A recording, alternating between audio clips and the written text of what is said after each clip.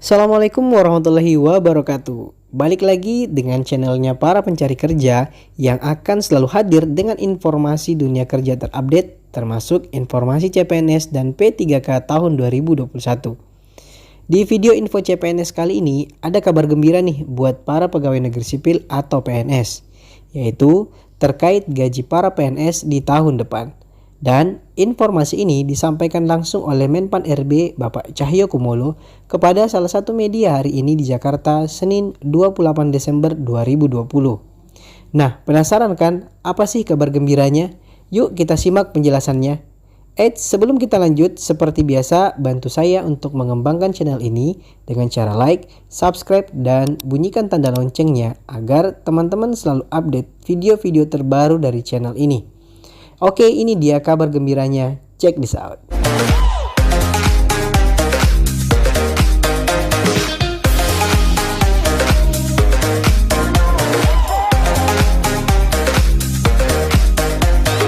Tunjangan naik, gaji PNS minimal 9 juta tahun depan. Tagline berita okezon.com Senin 28 Desember 2020. Pemerintah akan mengoptimalkan tunjangan aparatur sipil negara. Namun begitu, saat ini pemerintah masih tengah melakukan kajian mendalam. Menteri Pendayagunaan Aparatur Negara dan Reformasi Birokrasi Menpan RB Cahyokumolo mengatakan, kenaikan tunjangan ASN akan terus diusahakan pihaknya. Kenaikan tunjangan seharusnya dilakukan pada tahun 2020 ini, namun karena terkendala pandemi COVID-19, maka hal itu ditunda sementara waktu. Meski demikian, Cahyo membeberkan kenaikan tunjangan ASN akan naik signifikan, di mana untuk posisi ASN yang paling bawah akan mendapatkan tunjangan minimal 9 hingga 10 juta. Insya Allah harusnya tahun ini, karena ada pandemi COVID-19, tunjangan ASN juga kita tingkatkan maksimal.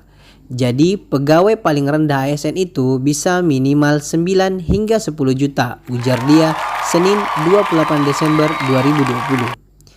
Cahyo menegaskan kenaikan tunjangan ASN tidak diikuti oleh kenaikan gaji pokok.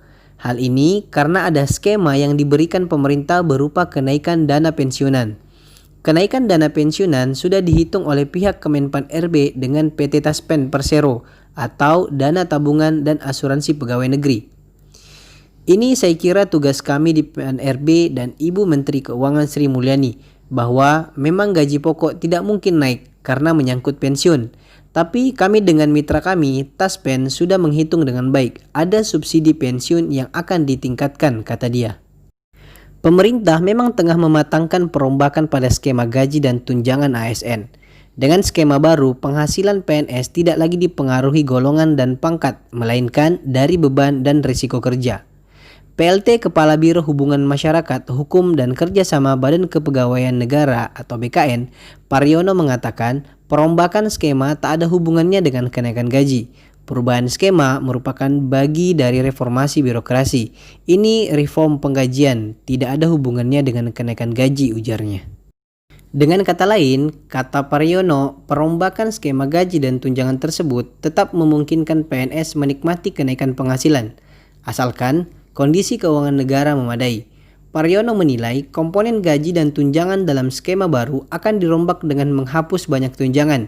Dengan begitu, hanya ada 2 tunjangan nantinya, yaitu tunjangan kinerja dan tunjangan kemahalan yang diukur berdasarkan daerah.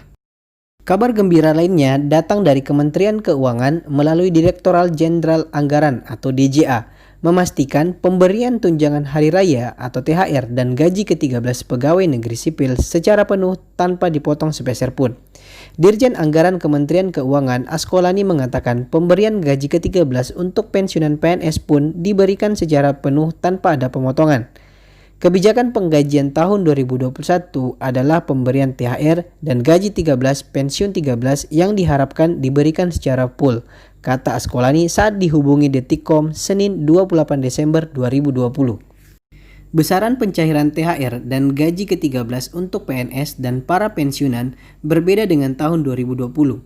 Menurut Askolani, untuk tahun ini pemerintah mengalihkan banyak anggaran belanja negara termasuk belanja pegawai untuk penanganan COVID-19.